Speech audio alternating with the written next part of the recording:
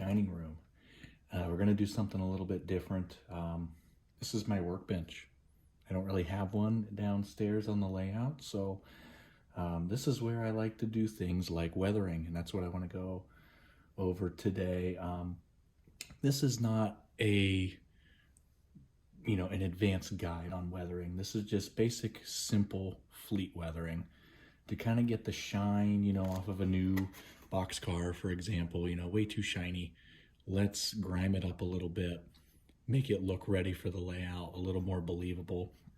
Certainly not going to be 100% prototypical on this, but again, just to get the shine off and make it look a little bit more realistic. So what I'm going to do, I already have the trucks off here. I already took the couplers off as well so that we're ready to go. But first I want to kind of give you an idea of what I use. You can see here that I have Doc O'Brien's weathering powders. That's what I like to use. I'm not anti-airbrush or anything like that. I don't own one. Certainly would like to at some point, but for me, I like weathering powders. I use them on my buildings, on my roads, locomotives, rolling stock. It's pretty simple to use. So that's kind of what I use. And then to apply them, this is a makeup brush. Stole one of the wife's. I like to steal her things. Works really well. This is just a small paintbrush that's actually probably came from one of my son's sets. It's good for just little finer details with the powders. So I have a few different colors. 12 different ones come in here. I don't use them all. I use maybe 6 or 7 of them here and there. But these are kind of more of my go-tos. I have highlight white, rusty red, grungy gray, grimy black. And what I'm actually going to start with is the highlight white. Now, I know highlight kind of makes it sound like it should be at the end.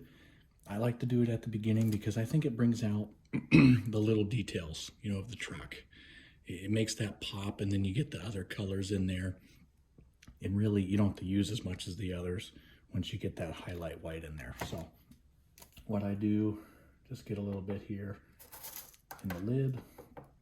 And I should mention, I have just some parchment paper here, kind of just a catch-all. You can see some that I've been using here, just kind of combines, and I end up throwing it into this dish here just to save everything that falls off as you're working.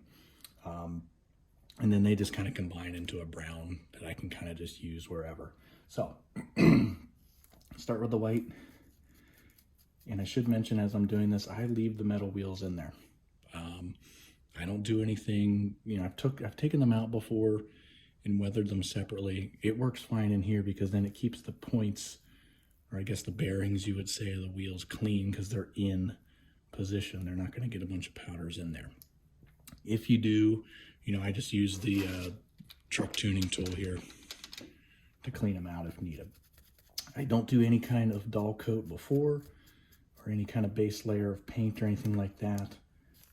These powders will stick right away. So I just come in with a little bit of white. And then what I like to do is a little bit of this rusty red. This goes a long way, so I try not to do a whole lot of it here. It really pops if you use too much.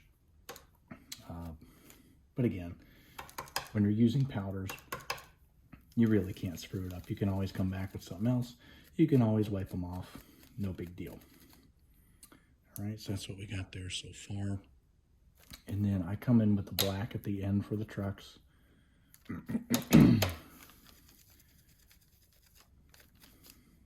Just kind of put a layer over that to kind of dull out that red a little bit, but still kind of have it shining through. All right. And as I'm doing this, I'm going to come back in now with some grungy gray. I like to do this on my wheels here.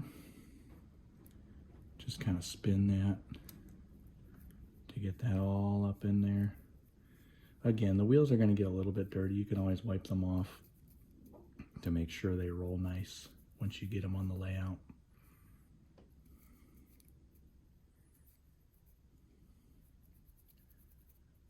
kind of like that, just to get that color, that shine off of the wheels. Same thing on the other side as well.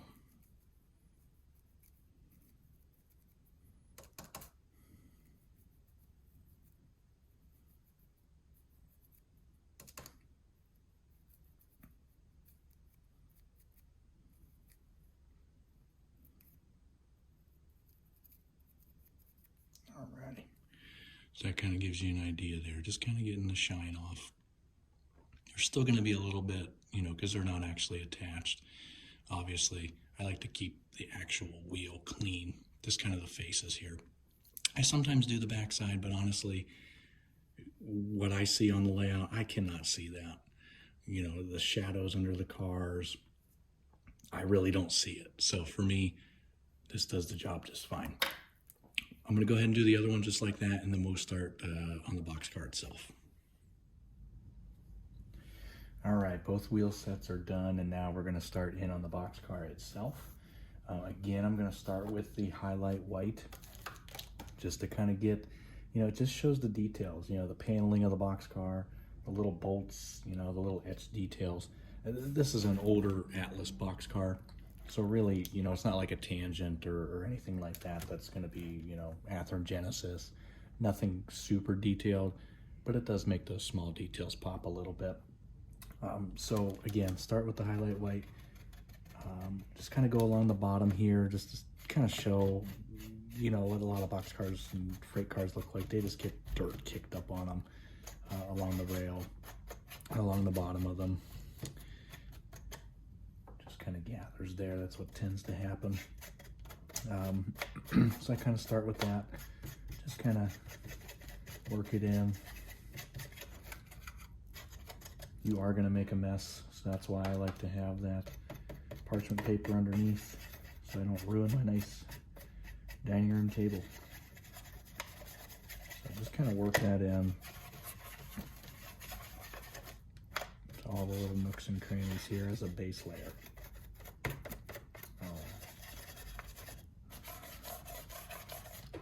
All right, so then I really like the grungy gray. I think it simulates that dirt and grime from the rail, you know, from being on the bottom side of the boxcar. There's a lot of other colors in here that you can use. I do change depending on the color of the freight car. You know, for instance, if this freight car is super light, like I have an N&W covered hopper that's basically white with black lettering, I'm not going to use that highlight white to start. You know, it's already white. That's not going to do a whole lot. Might come back with it in the end on something like that, but for a darker freight car like this, I like to start out with that white just to kind of make it pop. To me, it makes this grungy gray and anything else you put on it show up a little better, I think. I've done it where I just start with this grungy gray on something dark like this dark blue.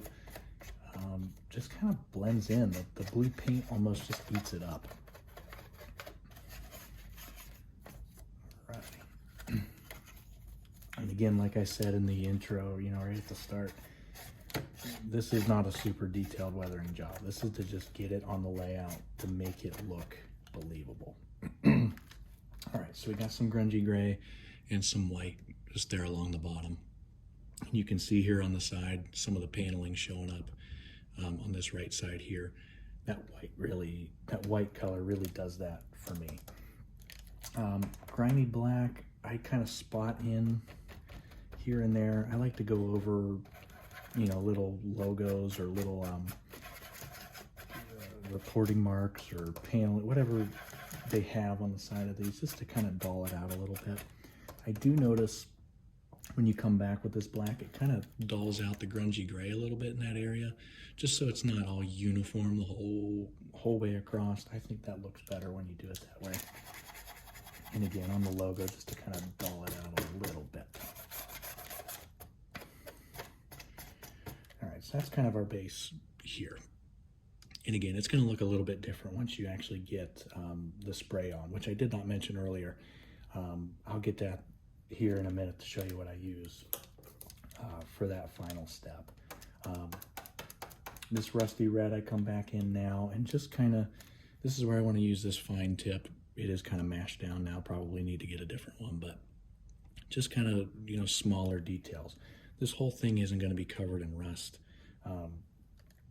Just maybe along some of the seams here, these panels, you know, maybe on some of the bolts, you know, along the underframe, maybe along the hinges of the door here, something like that.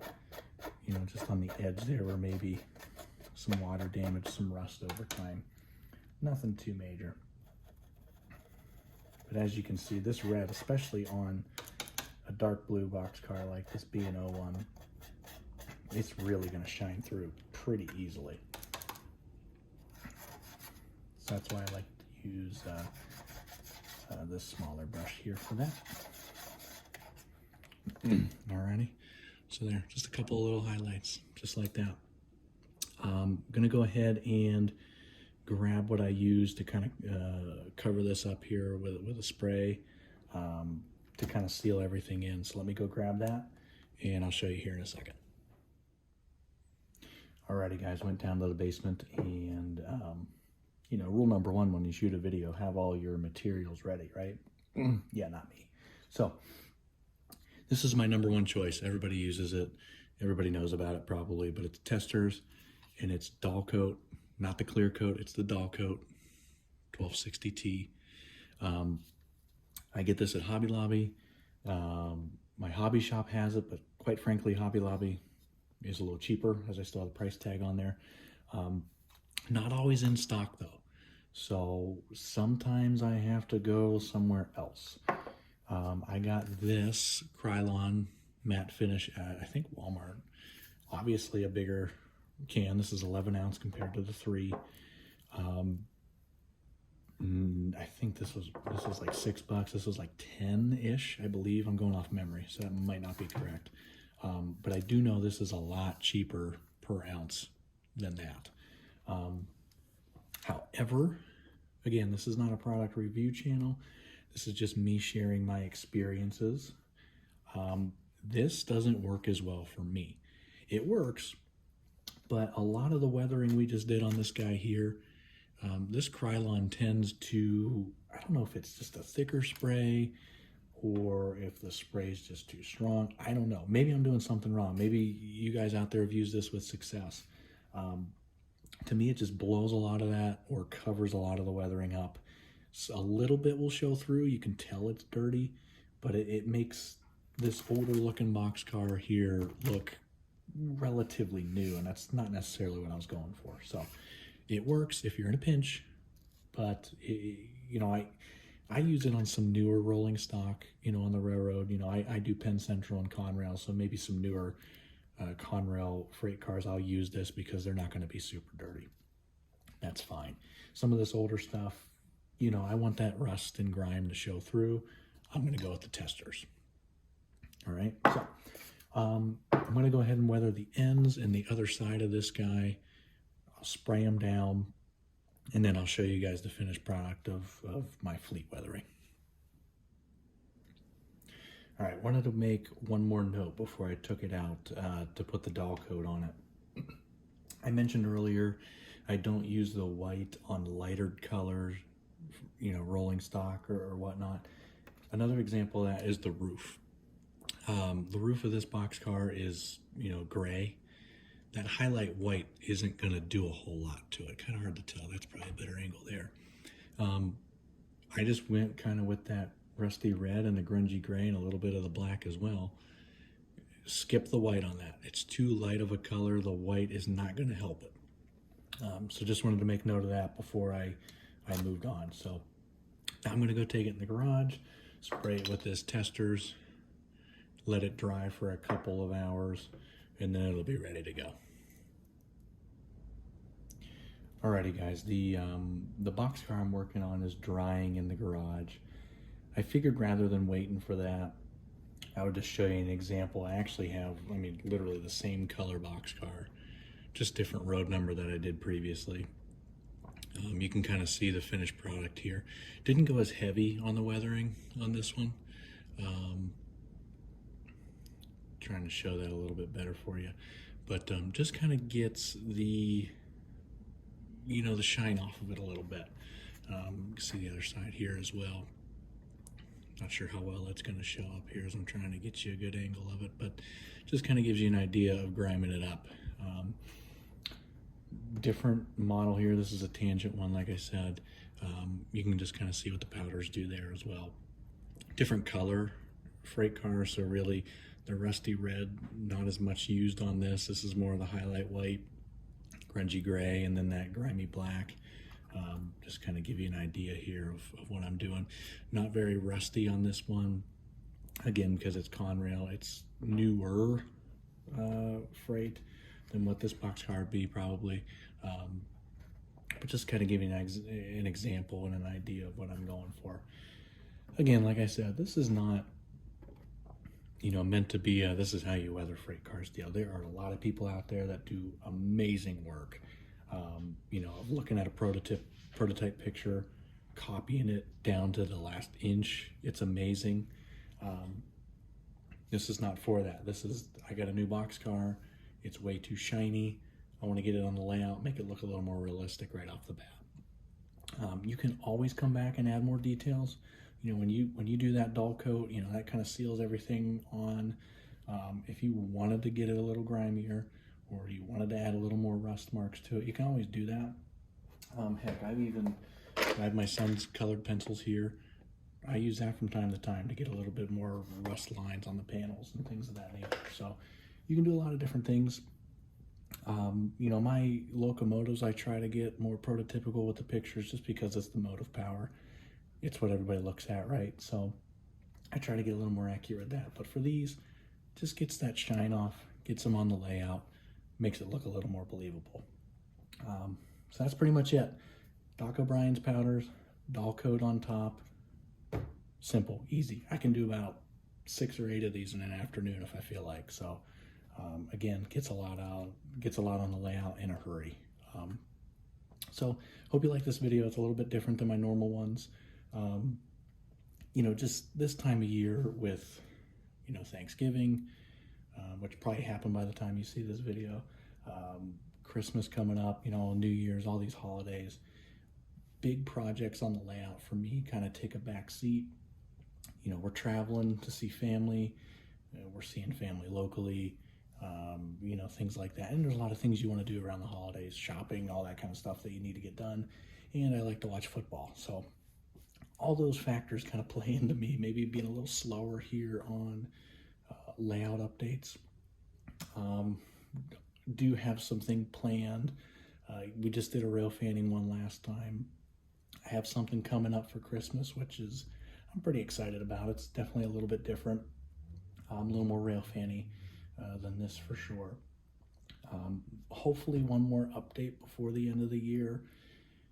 Probably not a big scene makeover overhaul, but just kind of a maybe more of a show and tell thing. Here's a couple of things I've done around the layout here and there as improvements to close out the new year. So, all right, that's enough for me. Hope you enjoyed. If this is your first time on the channel, hit the like button. Go ahead and subscribe. I like to do a video about every week and a half or so. Just share what I'm doing, what I'm working on, and hopefully you enjoy. So until next time, this is Jake from the Mill Valley Sub. We'll see ya.